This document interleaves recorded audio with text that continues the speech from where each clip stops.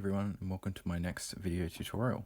So in this video today I'm going to be showing you how to do some weathering on this model here. It's the Death Guard Mephitic Blight Hauler. So as you can see, I've done a little bit of experimenting just to prepare for this tutorial. And so this is the kind of look that we're going for here. So I'm going to be showing how I've done these little scratches and chipping and stuff, some general kind of shading in the recesses and stuff to give it a dirty, grimy sort of look. And then there's the rust streaking using pigment powders, and then this verdigris sort of corrosion on the brass areas there. So first things first, I actually airbrushed the base color on this model.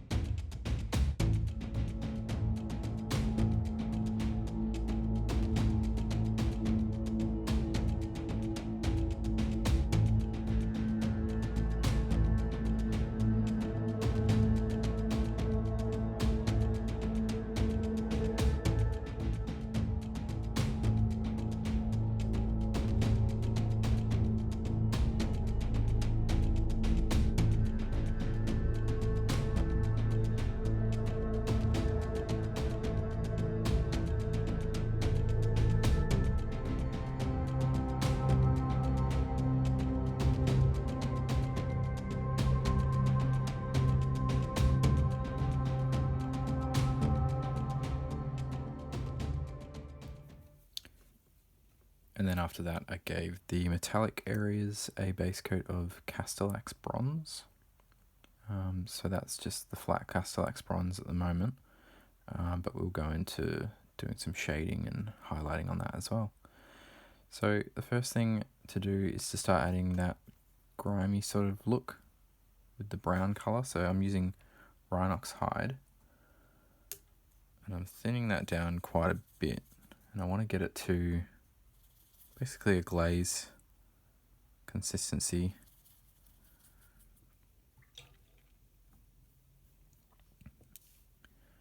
The areas that I'm targeting are kind of these deeper areas. You see I've hit the corners there and these parts that are a bit more in shade to give it a natural shade, but also to, like I mentioned, give it that kind of grimy look. So the way I'm doing that now is just to almost use like a feathering technique you would have seen in some of my previous videos. It's to lay it on quite heavy and then wash out the brush. And then while it's still damp, just kind of teasing it out and drawing out that blend. Also being kind of quite rough with how you're applying it and giving it that bit of texture and grime. So I'm basically applying that also around the metallic parts to give it a bit of a recessed shade around those areas. And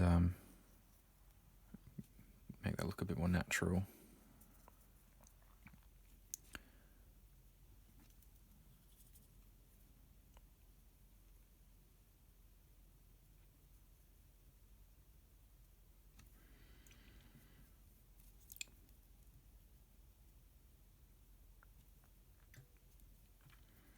I should also note I'm using quite a large brush. This is a Broken Toad size 2. Which is just a really nice, quite a large brush that just allows me to work quite quickly and effectively on these larger surfaces because it is a vehicle.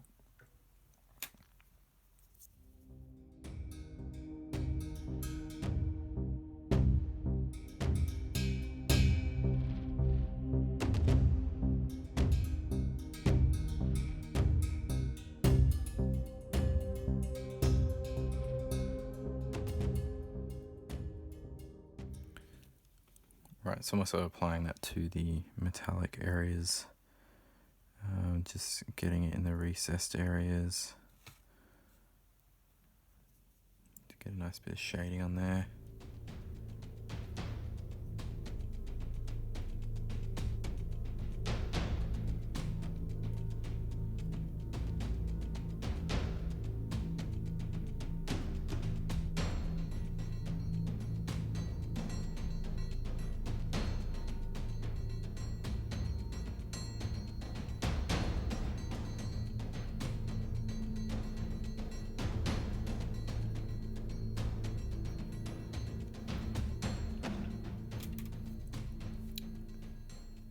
The other thing to note as well is I'm using this mix to go around all the rivets as well, just to help those kind of stand out. It also gives a look of that grime building up around those as well.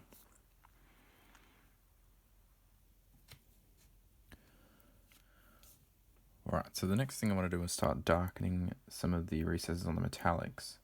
So I'm taking Wyldwood, the contrast paint, and I'm just diluting that 50-50 with water. And then I want to just start to line that into the recesses again. Build up a nice bit of contrast around the rivets, just like I did just now on the green.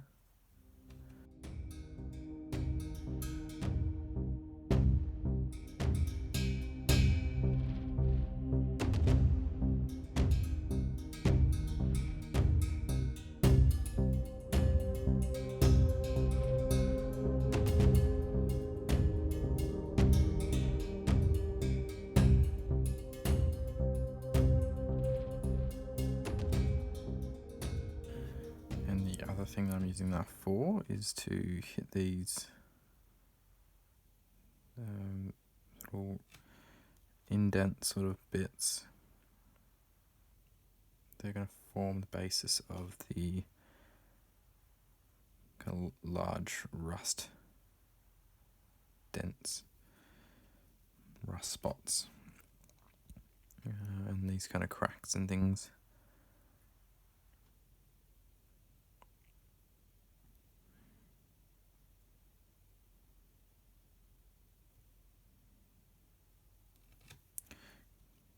Also use it to just do a further kind of line, recess shade around the metallic spots, just to really set them off from the green.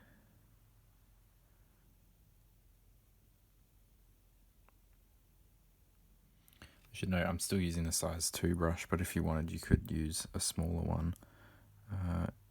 If you want to be able to have a bit more control.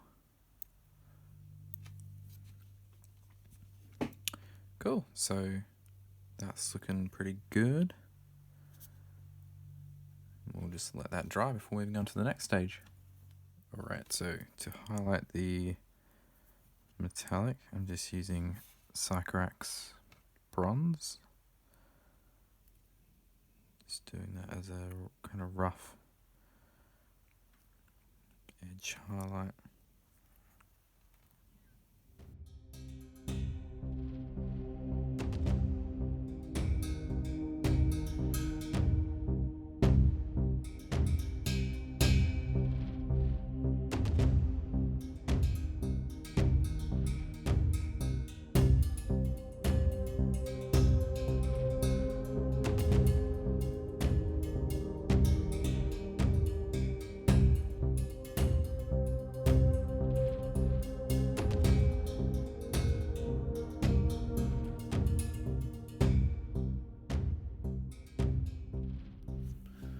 Alright, so that's the metallic highlighted now.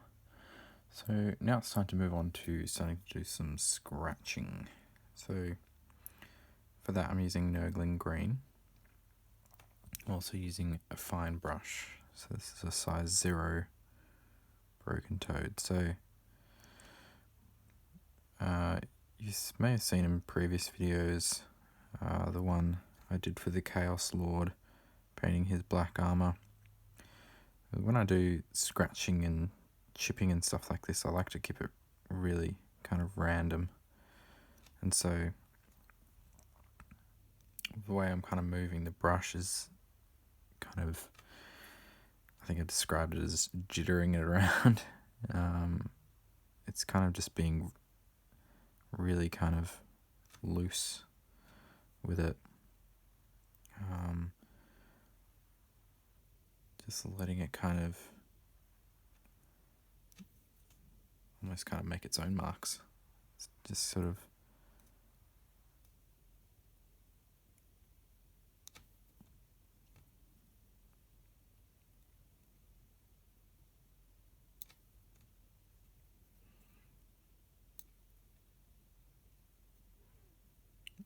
it's better to be random and kind of more textural with your scratching rather than being, you know, a bit kind of more uniform, especially for something like this, which is quite sort of heavily weathered and from the Nurgle faction, so it's not well kept.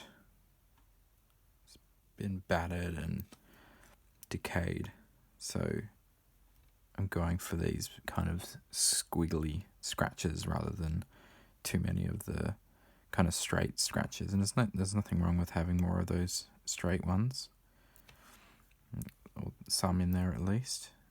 It's good to have a mix, and I think that's kind of the most important thing essentially, is randomization and not too much kind of symmetry. It just looks more interesting that way, and it kind of makes more sense.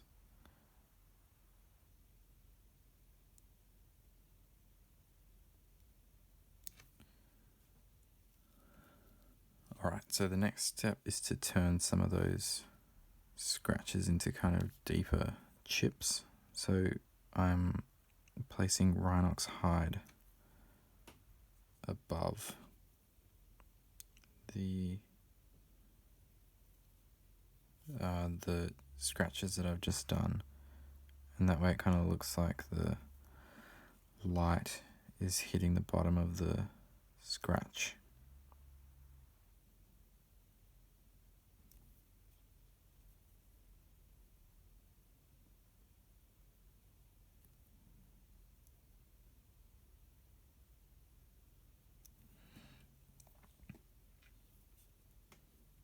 And you don't have to do this to absolutely all of them. I'm going to probably do it to most of them, but leaving some just as a kind of a standalone scratch just kind of makes it look like it's just a shallow sort of surface scratch, which looks quite nice as well. Again, going back, it's just another way to add some kind of randomization to it.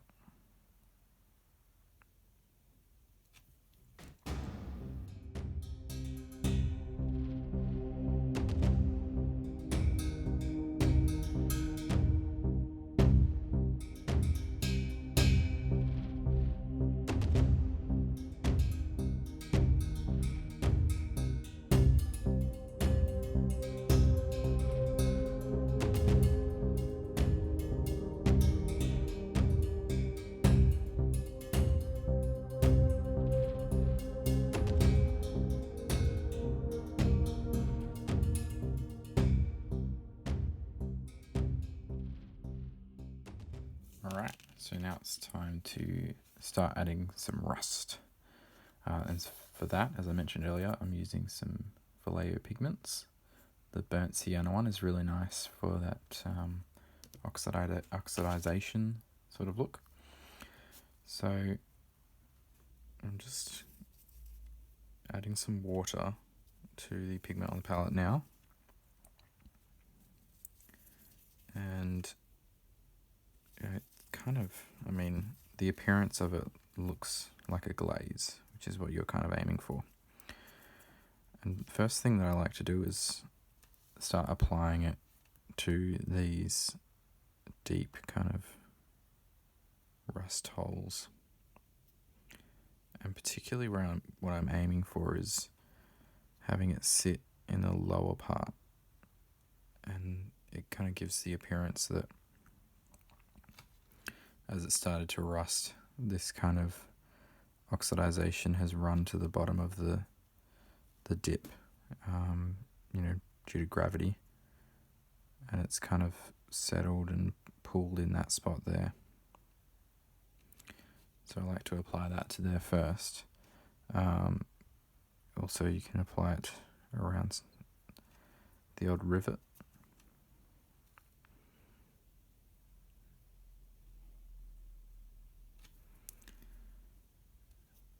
And even in these kind of dished in bits there.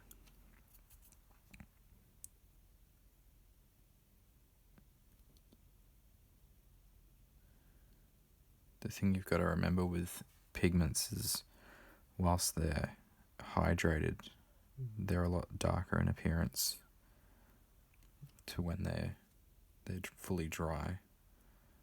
So when that dries, it's going to be brighter. You can see it there, the difference.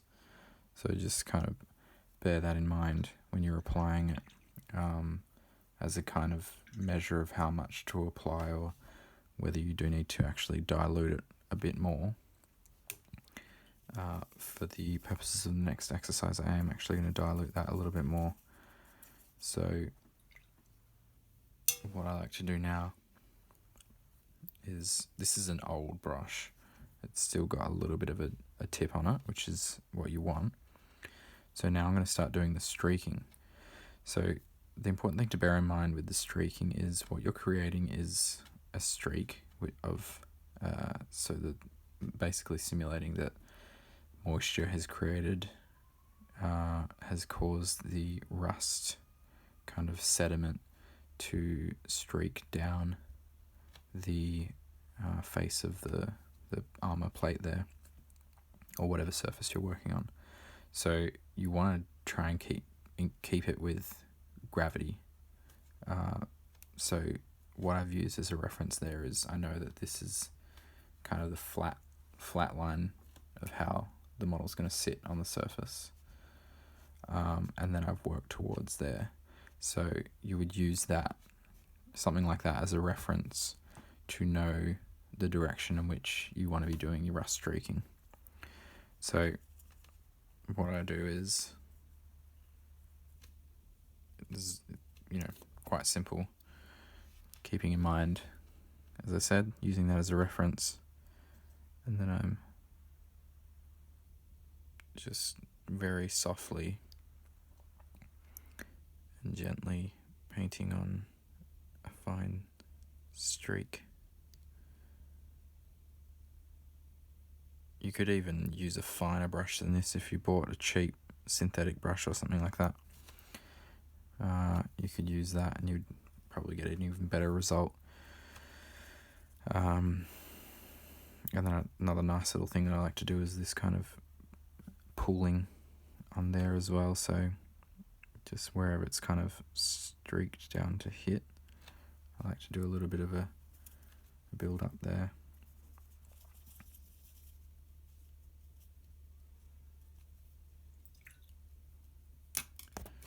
So you can see as that's dried, that streaking, it is very faint, and that's fine because the idea is that we do want to slowly build it up.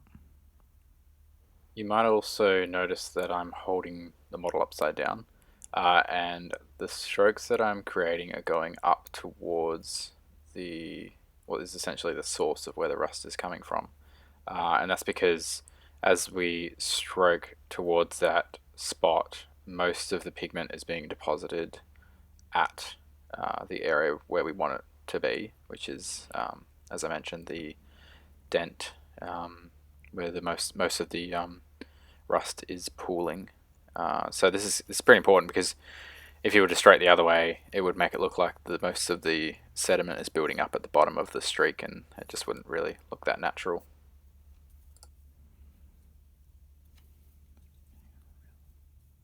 Alright, so that's having built up that streak over 2 or 3 coats. The other thing I like to do is just turn some of these painted on chips into rusted bits as well. So just the same approach, applying a bit of that pigment right to the bottom of it, so it has the same appearance as what we've gone for here, where it's kind of built up at the bottom. And I've gone ahead and done this side as well.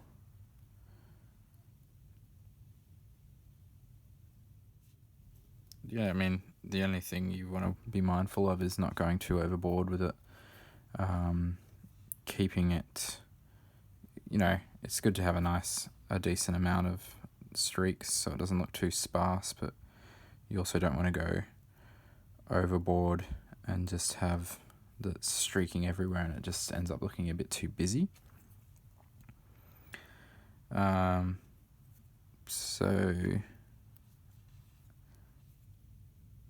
like I said, yeah, you can turn some of these bits into rust spots as well.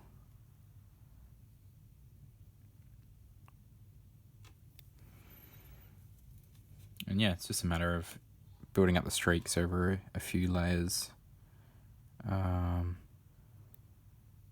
so that it looks a bit more natural and it's not too kind of stark and orange,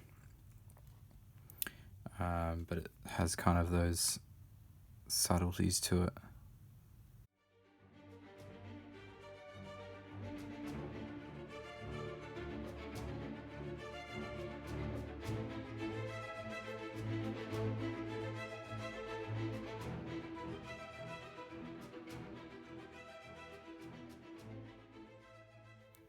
Alright, so the last thing that I'm going to do is the verdigris, which is the oxidization on the metallic areas. It has that kind of turquoise sort of look to it. So what I'm using is a little bit of Sotek green, and then I'm actually taking another pigment.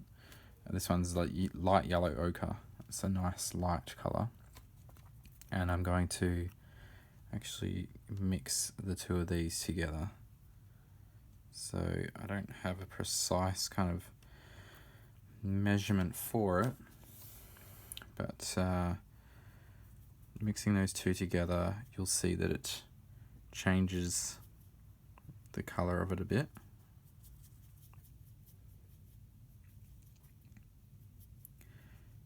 But obviously what the pigment's going to do is, as you've noticed with the rust, when it dries, it takes on a very dry look. It looks quite sort of dusty, and it has that natural rusty sort of look. And that's the intention here with adding the pigment to the paint. So I like to build it up around rivets and in recesses and things like that.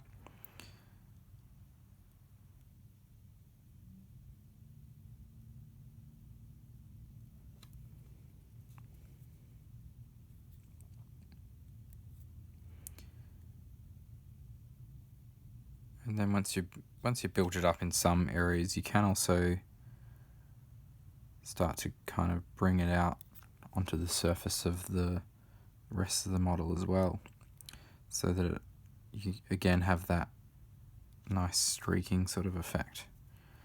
So as you can see already, as it's starting to dry, it's taking on a very, I guess you'd say, chalky kind of look, which looks quite natural.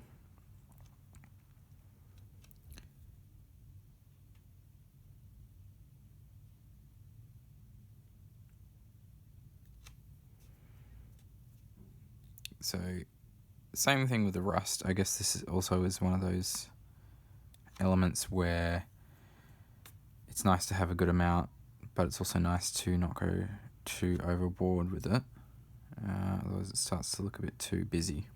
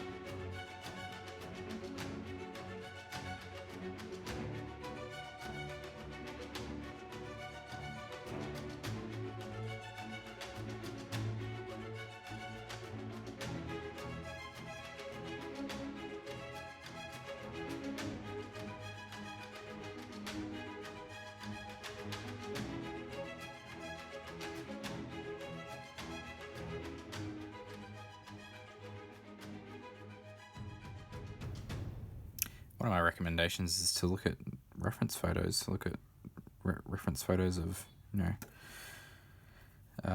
these kind of naturally occurring things, and use them as your kind of your reference for trying to make it look as natural as possible, if that's the look you're going for. And you can't go wrong that way, really.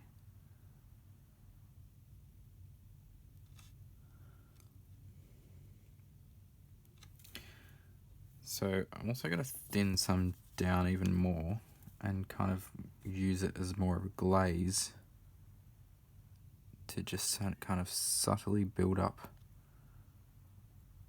around some of those areas. So it's not just this kind of stark blue that just maybe in some areas stands out a little bit too much. It just looks like starts to look like a subtle build-up as well as it starts to dry. It might not be very apparent straight away, but a bit of building it up can sort of have it start to slowly appear.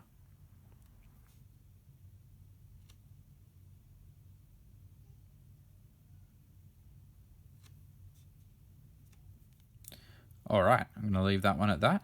I hope this has been a helpful tutorial in how to do weathering in quite a sort of heavy style, playing around with the pigments to do the rust streaking and stuff like that.